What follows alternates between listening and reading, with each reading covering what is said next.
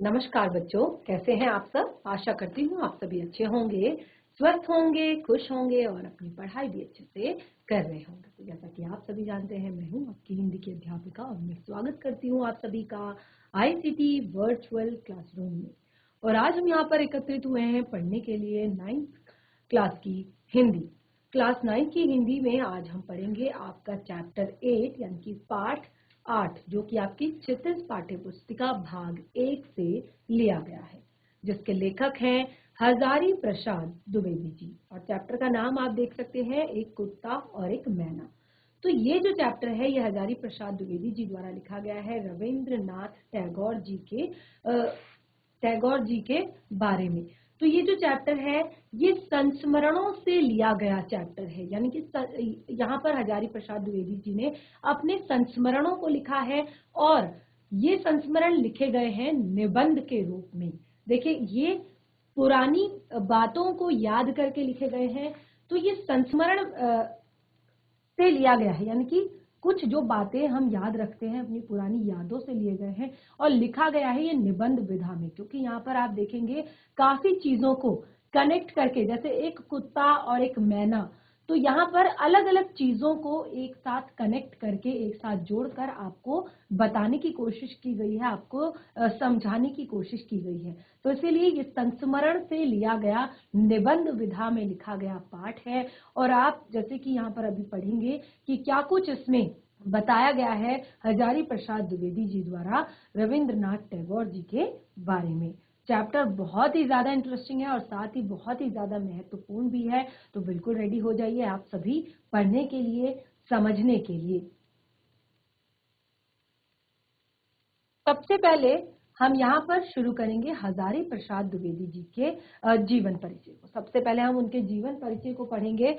तो सबसे पहले देखिए, हजारी प्रसाद द्विवेदी जी का जो जन्म हुआ था साल 1907 में 19 अगस्त को हुआ था। हजारी प्रसाद द्विवेदी जी का जन्म 1907 में 19 अगस्त को हुआ था। ये हिंदी के उपन्यासकार हैं, साहित्यकार हैं, आलोचक हैं, भाषा विज्ञानी हैं।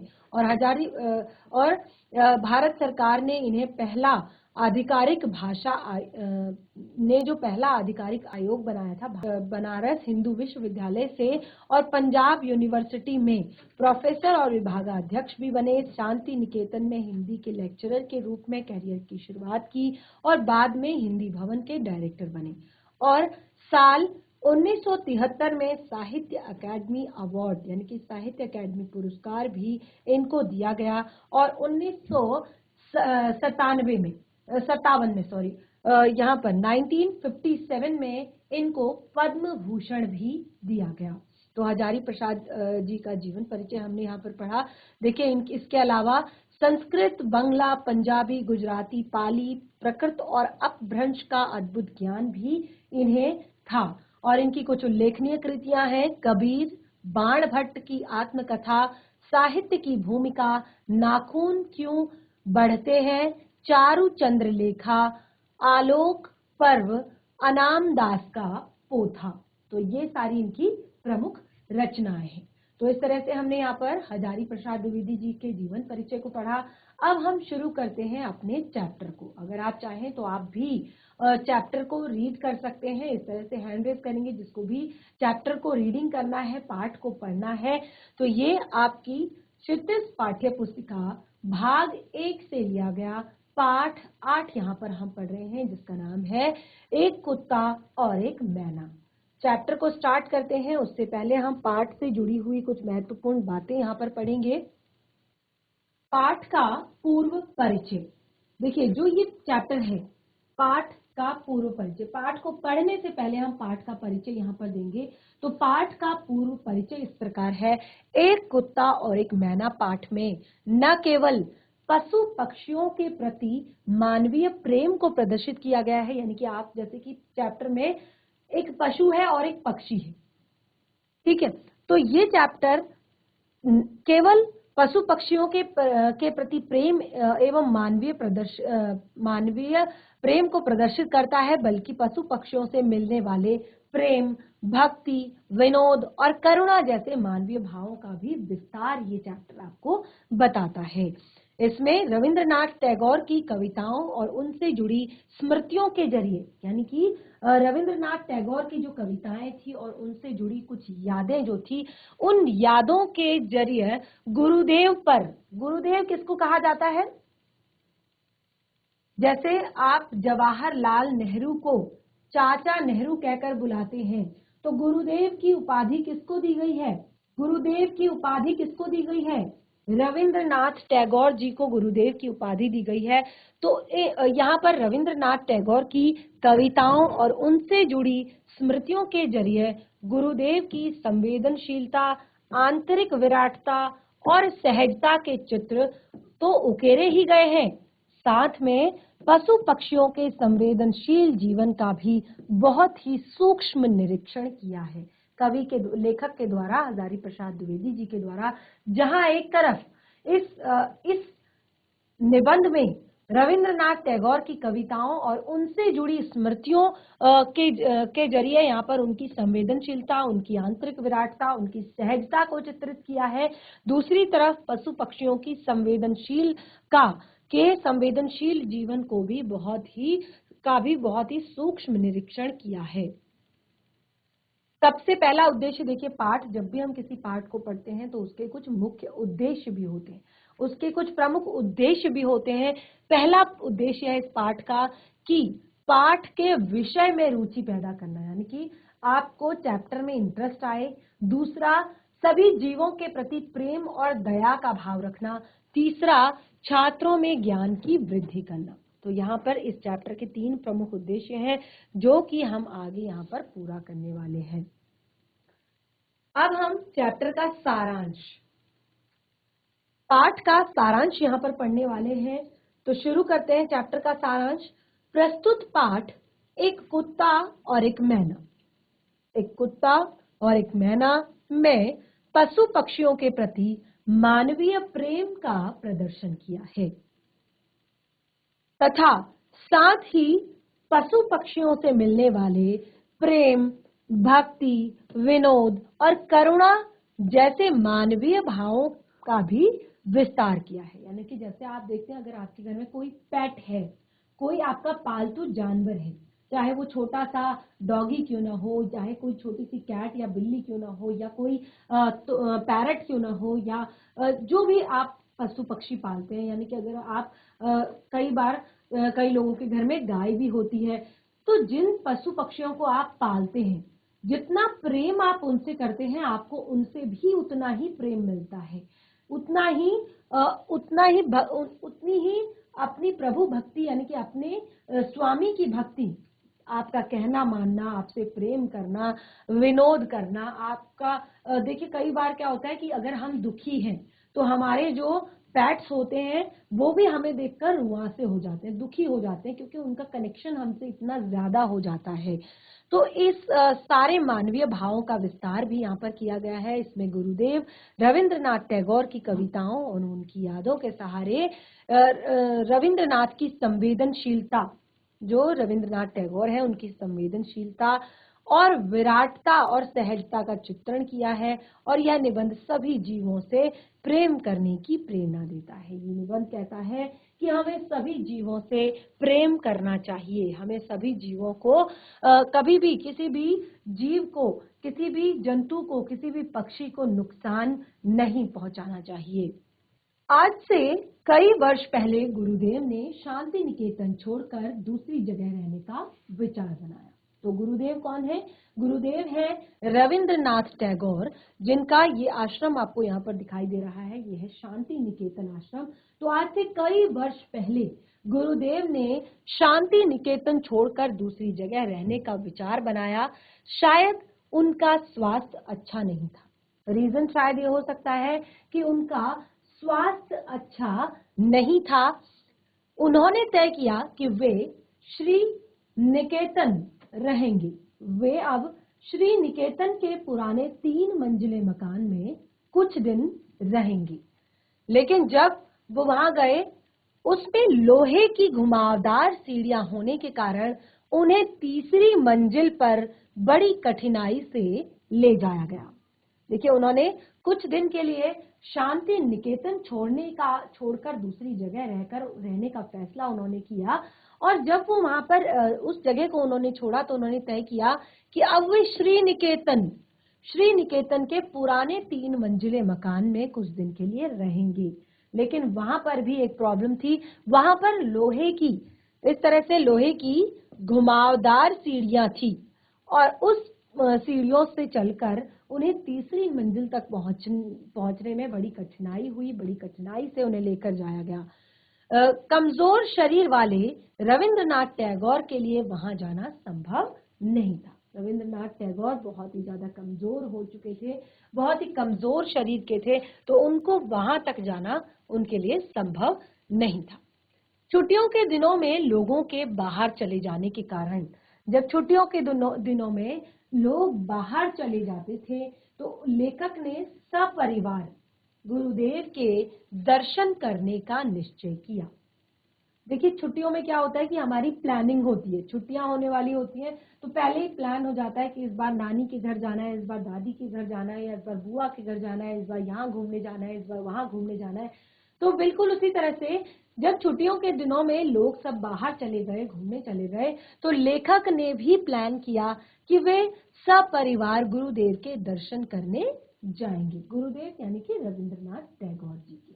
लेखक जब उनके पास पहुंचे तो उस समय वे अकेले थे और प्रसन्नचित्त थे तथा कुर्सी पर बैठे अस्त होते सूर्य को देख रहे थे। कुर्सी पर बैठे हुए थे और उस सूर्यास्त का दृश्य जो है वहां पर देख रहे थे। और उन्होंने लेखक से कुशल क्षेम के प्रश्न पूछे। जैसे कि आप किसी से मिलते हैं तो सबसे पहले कुशल ही पूछते हैं कि आप कैसे हैं, घर पर सब कैसे हैं, परिवार में सब कैसे हैं, कैसा आपका कारोबार चल रहा है। तो बिल्कुल इसी तरह की बातें पहले हुई। उसी समय उनका एक जो कुत्ता था वो आकर पूंछ हिलाने लगा। उनका जो एक कुत्ता था वो आकर पूंछ हिलाने लगा और उनके पास हिलाने लगा और फिर उसके बाद गुरुदेव ने उसकी पीठ पर हाथ फेरा और वह आनंदित हो उठा, यानी कि वो बहुत ज्यादा खुश हो गया। अगर आपके भी घर में इस तरह के पेट्स हैं, जैसे अगर आपके घर में गाय है, आपके घर में डॉगी है या कैट है, तो जब आप उन्हें प्यार से सहलाते हो, जब आप उन्हें प्रेम देते हो, जब आप उनसे प्रेम करते हो, तो वो भी बिल्कुल खुश हो जाते हैं, बहुत ज्यादा प्रसन्न हो जाते हैं। तो इन्हें कैसे पता कि मैं यहाँ हूँ। उन्होंने कहा कि इन्हें कैसे पता कि मैं यहाँ हूँ। वह बिना किसी के बताए 2 मील चलकर आ गया। यानी कि उनका जो वो डॉगी था वो शांति निकेतन में रहता था, लेकिन वो बिना किसी को कुछ बताए, बिना किसी को कुछ कहे वो 2 मील यहाँ तक आ गया, यानी कि उनके पास तक आ गया। इसी कुत्ते को लक्ष्य बनाकर, इसी कुत्ते पर आधारित गुरुदेव ने आरोग्य पत्रिका में एक कविता लिखी थी। गुरुदेव रविंद्रनाथ टैगोर ने अपने इसी पालतू डॉग को आधार बनाकर, यानी कि इसी को लक्ष्य बनाकर अपनी आरोग्य पत्रिका में एक पुस्तक लिखी थी, जिसमें कि उस कुत्ते की स्वामी भक्ति को दर्शाया गया था। और कविता का जो भाव था वो यह है कि प्रतिदिन वह भक्त कुत्ता आसन के पास स्तब्ध होकर तब तक बैठा रहता था जब तक कि अपने हाथों के स्पर्श से इसका संग में स्वीकार नहीं करता। यानी कि वो जो उनका डॉगी था, उनका जो कुत्ता था, वो तब तक उनके सिंहासन के पास, उनकी कुर्सी के पास नीचे तब तक बैठा रहता था जब तक वो उसके ऊपर हाथ फेरकर उसके साथ को स्वीकार नहीं कर लेते। ठीक है, तुम मेरे साथ हो तो यहाँ पर बैठो। तो इस तरह की बात को जब तक वो नहीं उसके ऊपर हाथ फेरते थे तो वो बैठा रहता था। और इतने मात्र से ही, केवल इस तरह से इस तरह से सहलाने मात्र से ही उसके अंग अंग में आनंद का प्रवाह हो जाता था। यानी कि वो जो कुत्ता था वो बहुत ज्यादा प्रफुल्लित हो जाता था, बहुत ही ज्यादा खुश हो जाता था, बहुत ही ज्यादा आनंदित प्रसन्न हो जाता था। यह वही एकमात्र जीव है जो अच्छा बुरा भेद कर संपूर्ण मनुष्य को देख सकता है। डॉगी यानी कि जो ये कुत्ता है, यही एकमात्र ऐसा ऐसा जीव है जो अच्छा बुरा सबको भेद कर, यानी कि अच्छा बुरा सबको भेद कर संपूर्ण मनुष्य को देख सकता है, यानी कि एक संपूर्ण मनुष्य को देख सकता है। लेखक कहते हैं, आगे की पंक्तियों में लेखक कहते हैं कि जब भी वह कविता को पढ़ते थे, जब भी लेखक रविंद्रनाथ टैगोर जी की उस कविता को पढ़ते थे, तो तितले की वह घटना उनकी आंखों के सामने प्रत्यक्ष रूप ले लेती थी। यानी कि जब भी वो इस कविता को पढ़ते थे, तो जो तितले की जो वो घटना थी वो उनके आंखों के सामने प्रत्यक्ष हो जाती थी। बिल्कुल ऐसा लगता था कि वही जो सीन है वो चल रहा है। उस दिन की वह सामान्य सी घटना आज विश्व की अनेक महिमाशाली घटनाओं में बैठ गई है। जो उस दिन एक ये सामान्य सी घटना हुई थी, क्या सामान्य सी घटना थी कि जो गुरुदेव का जो डॉगी था, जब उन्होंने घर बदला तो गुरुदेव का जो कुत्ता था वो 2 मील दूर वहां पर उनसे मिलने आ चुका था और उनके आसन के पास बैठ चुका था, बिल्कुल इसी इंतजार में कि उसके ऊपर हाथ फेरा जाएगा, उसको प्रेम किया जाएगा। तो उस दिन की ये एक सामान्य सी घटना, देखिए बहुत ही सामान्य है, क्योंकि सभी के घर में डॉगी होते हैं, पेट्स होते हैं, तो हम अक्सर उनसे प्रेम करते हैं, उन्हें पुचकारते हैं, उन्हें अलग अलग नामों से पुकारते हैं। तो इस तरह से बहुत ही सामान्य सी ये एक घटना थी, लेकिन ये सामान्य सी घटना विश्व के अनेक महिमाशाली घटनाओं में बैठ गई, यानी कि उनमें ये बोली जाने लगी, बताई जाने लगी। जब गुरुदेव का चिताभस्म कलकत्ते यानी कि कोलकाता से आश्रम लाया गया, तब भी वह कुत्ता अन्य आश्रम वासियों के साथ शांत भाव से उत्तरायण तक गया और चिताभस्म के कलश के पास कुछ देर तक बैठा रहा। तो देखिए, जब गुरुदेव यानी कि रविंद्रनाथ टैगोर जी की मृत्यु हुई, उसके बाद भी जब उनकी चिता भस्म थी, यानी कि जो उनकी अवशेष जो थे जिनको गंगा में प्रवाहित किया जाना था, जो चिता भस्म उनकी उठाई थी, उसको जब कलकत्ते के आश्रम से जब लाया गया, तो वो कुत्ता तब वहां पर जिस तरह से घर पर सभी लोग बैठे होते हैं, बिल्कुल वो कुत्ता भी उसी तरह से शांत भाव से बैठकर उत्तरायण तक गया और चिता भस्म के कलश के पास थोड़ी देर बैठा रहा। अब दूसरी घटना बताते हैं, कुछ और पहले की एक घटना है। अब यहाँ पर हजारी प्रसाद द्विवेदी जी दूसरी घटना का वर्णन करते हुए कहते हैं कि कुछ और पहले की एक घटना है। गुरुदेव के बगीचों में फूल पत्तों का मैं गुरुदेव के बगीचे में फूल पत्तों को अत्यंत ध्यान से देखते हुए टहल रहे थे। जो गुरुदेव थे, रविंद्रनाथ टैगोर जी थे, वो अपने बगीचे में फूलों को पत्तों को बड़े ध्यान से देखते हुए टहल रहे थे, बड़े ध्यान से देख रहे थे। तो लेखक भी साथ में थे, उस समय पर गुरुदेव के साथ में लेखक भी थे, यानी कि हजारी प्रसाद द्विवेदी जी भी थे। तो वो एक महाशय से बातें कर रहे थे, यानी कि उस समय पर वो एक महाशय से बातें भी करते जा रहे थे कि गुरुदेव ने अचानक उनसे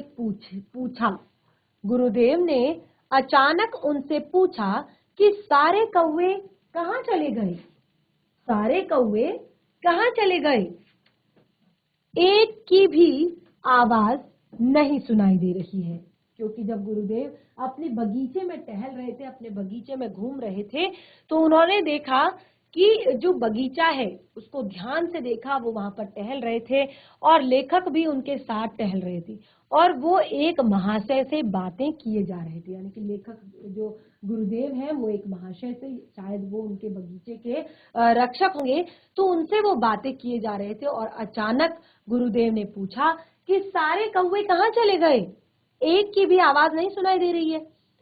इस बात की खबर न लेखक को थी और न ही उन महाशय को। तो लेखक कहते हैं कि रविंद्रनाथ टैगोर जी ने जो ये प्रश्न किया था, इस बात की भनक ना तो लेखक को थी ना ही उन महाशय को थी जो उनके साथ टहल रहे थे। लेखक उनको सर्वव्यापी पक्षी समझता था।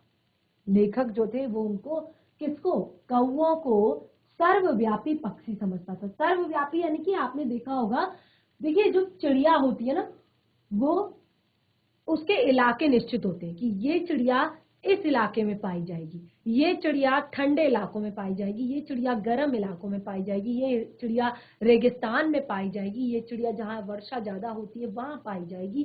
तो निश्चित इलाके होते हैं। लेकिन कौवे, आपने देखा होगा, कौवे हर जगह होते हैं, हर जगह, चाहे आप पहाड़ों में चले जाओ, शहर में चले जाओ, प्लेन्स में चले जाओ, वर्षा वाले स्थानों पर चले जाओ, मैदानी स्थानों पर चले जाओ, तो कौवे आपको हर जगह दिखाई देंगे। तो उस दिन यहाँ पर लेखक उनको सर्वव्यापी पक्षी समझता था। सर्वव्यापी यानी कि जो हर जगह होते हैं। उस दिन ज्ञात हुआ कि ये पक्षी भी प्रवास को चले जाते हैं। लेखक कहते हैं, मुझे उस दिन ज्ञात हुआ कि पक्षी भी प्रवास को जाते हैं। प्रवास यानी कि कई बार क्या होता है, जैसे जहां पर ज्यादा बर्फ पड़ती है तो पक्षी कुछ दिनों के लिए गर्म स्थानों पर चले जाते हैं। जहां ज्यादा गर्मी होती है पक्षी वहां से कुछ दिन के लिए ठंडे स्थानों पर चले जाते हैं, या ज्यादा जहां वर्षा होती है शुष्क स्थानों पर चले जाते हैं। तो वो क्या करते हैं, प्रवास करते रहते हैं एक स्थान से दूसरे स्थान पर। और कई देश में कई बार ये जो प्रवासांतर होता है, ये जो मतलब ये जो प्रवास होता है, ये 2-2, 3-3 देशों के बीच भी होता है। यानी कि ये केवल एक देश के अंदर या राज्य के अंदर नहीं होता, ये बहुत सारे देशों में भी होता है।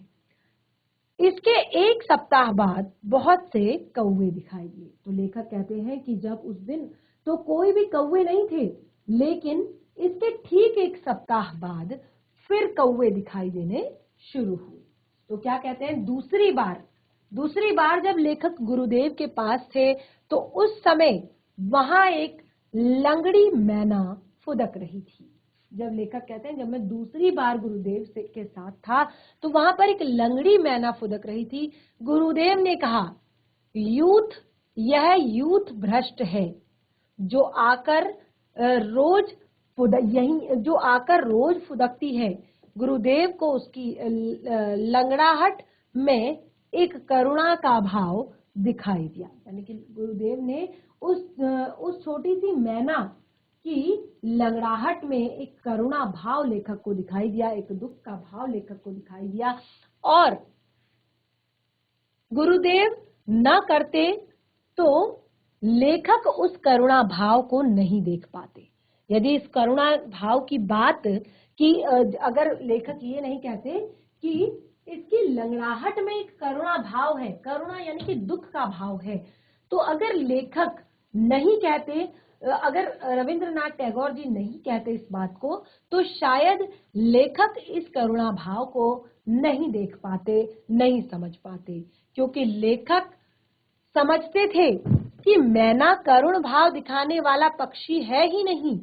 लेखक को लगता था कि मैना करुण भाव दिखाने वाला पक्षी तो है ही नहीं, वह तो दूसरों पर ही अनुकंपा दिखाती है।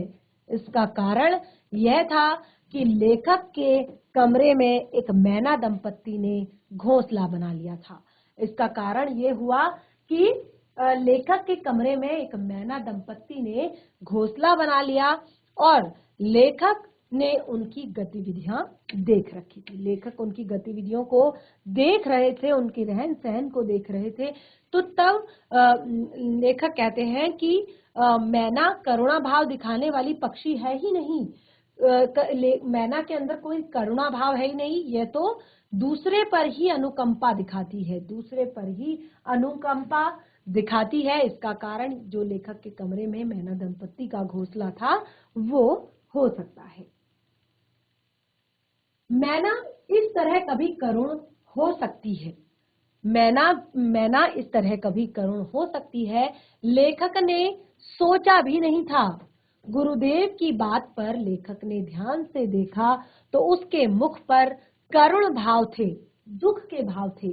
शायद वह विदुर मैना थी जो स्वयंवर सभा के युद्ध में परास्त हो गया था, और विधवा मैना जो पति को खोकर एकांत में विहार कर रही थी। तो देखिए जो रविंद्रनाथ टैगोर जी थे, उनकी दृष्टि जो थी अपनी कविताओं के लिए, चाहे अपनी लेख के लिए, चाहे पशु पक्षियों के लिए, चाहे किसी भी चीज के लिए, वो बहुत गहरी अपनी दृष्टि को रखते थे। तो जब उन्होंने मैना के बारे में बताया तो लेखक को बिल्कुल भी इस पर यकीन नहीं हुआ, लेकिन जब उन्होंने अपनी कवि की, लेखक की दृष्टि से जब उन्होंने देखा, उन्होंने ध्यान पूर्वक जब देखा, तो गुरुदेव की बात पर जब उन्होंने ध्यान दिया तो देखा उन्होंने कि उसके मुख पर करुणा का भाव था, क्योंकि शायद वो विधुर मैना था, यानी कि वो एक विधुर मैना था जो स्वयंवर सभा के युद्ध में परास्त हो गया था। यानी कि स्वयंवर सभा हो रही थी और वहां पर वो परास्त हो चुका था, और या फिर कोई विधवा मैना थी जो पति को खोकर एकांत में विहार कर रही थी। यानी कि उन्होंने, लेखक ने यहाँ पर दो अलग अलग तरह की बातें यहाँ पर कही कि शायद वो एक विधुर मैना हो सकता है जिसकी पत्नी ना हो। ठीक है, विदुर यानी कि जिसकी पत्नी ना हो, यानी कि स्वयंवर सभा में वो परास्त हो गया। स्वयंवर यानी कि जो अपने आप से जिसको वर चुनना, उसे स्वयंवर कहा जाता है। तो वहां पर वो हार गया हो, उसको पत्नी नहीं मिल पाई हो, और दूसरा या कोई वो विधवा मैना थी जो अपने पति को खोकर एकांत में विहार कर रही थी, अपने पति को खोकर एकांत में घूम रही थी। इसकी ऐसी करुण दशा को लक्ष्य कर गुरुदेव ने बाद में एक कविता उस पर भी लिखी। यानी कि देखिए कवि हमने लास्ट में, आप अभी क्लास 9th में हैं, आपने क्लास 8th में इस तरह की कविता, या क्लास 7th में आपने एक कविता पढ़ी है कि कविता की उड़ान, जिसका नाम है चैप्टर का कविता की उड़ान। जो कविता की उड़ान होती है, यानी कि जो कवि की कल्पना होती, कल्पना की उड़ान भी इसको हम कह सकते हैं, ये बहुत ही ऊंची होती है। इस पर आप सोच नहीं सकते इसकी क्या कविता की उड़ान, कविता कहाँ तक जा सकती है।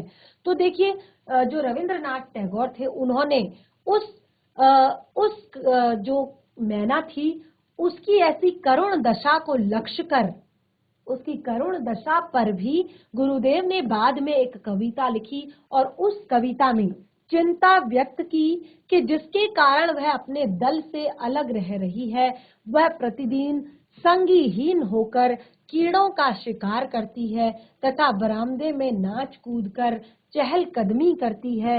वह लेखक से निडर हो गई है, वह लेखक से निडर हो गई है। वह सोचता है कि समाज के किस निर्वसन पर उसे यह दंड मिला है। कुछ ही दूरी पर कुछ मैनाएं शिरीष के वृक्ष पर बकझक कर रही है।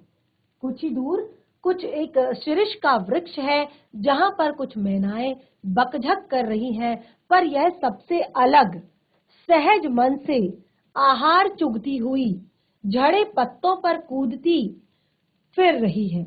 इसकी चाल में वैराग्य का भाव भी नहीं है, इसकी जो चाल है उसमें वैराग्य का भाव भी नहीं है। इस कविता को जब लेखक पढ़ता है, यानी कि इस कविता को, रविंद्रनाथ टैगोर जी की लिखी कविता को जब लेखक पढ़ते हैं तो उसे मैना की करुण मूर्ति,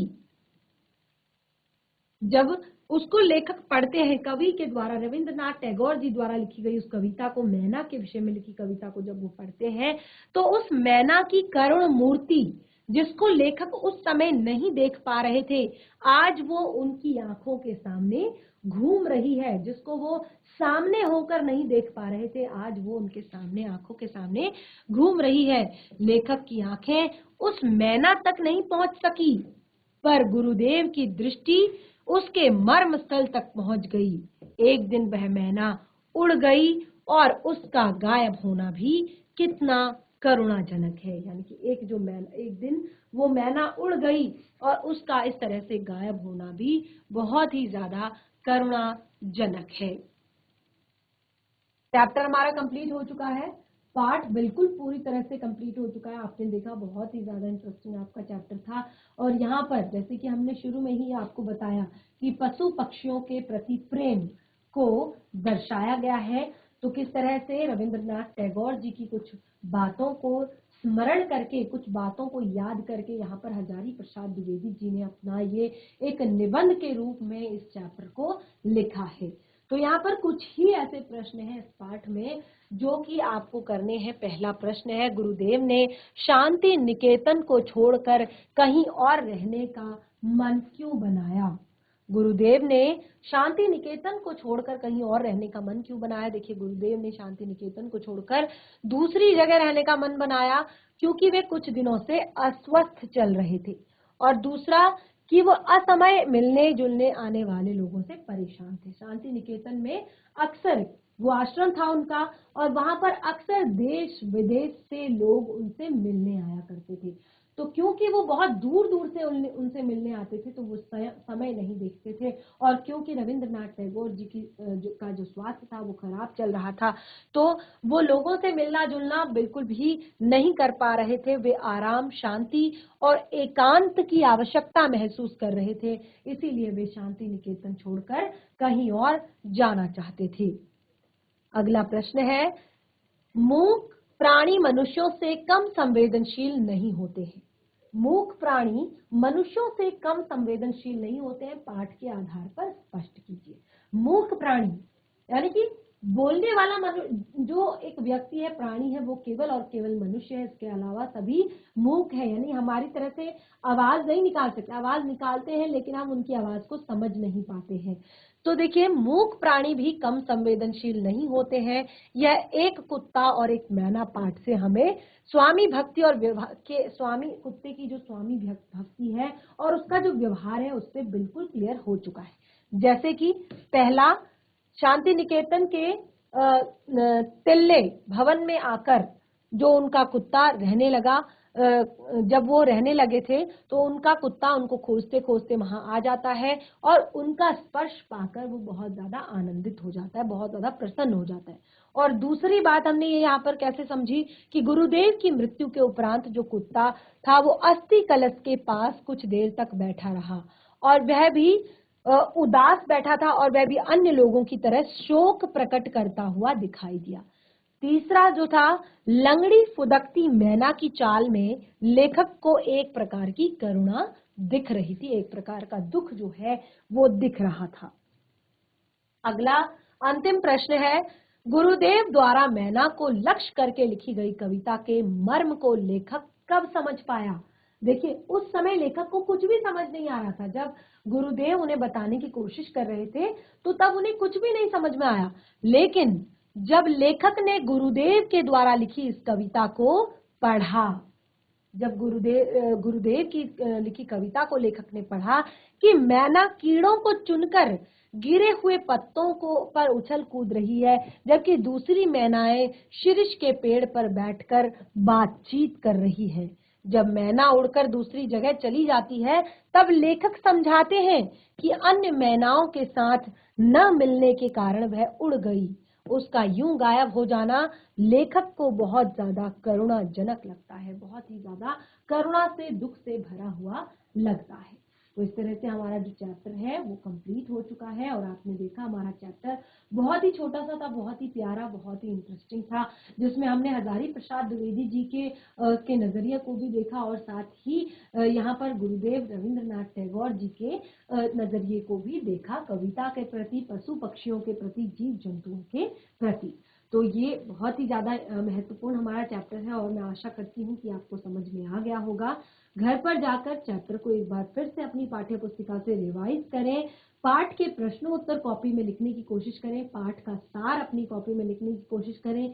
कोई दिक्कत, कोई परेशानी चैप्टर से अगर होती है तो नेक्स्ट सेशन में डिस्कस करेंगे। आज का सेशन हमारा यहीं पे समाप्त होता है, तब तक के लिए धन्यवाद। आपका दिन शुभ हो।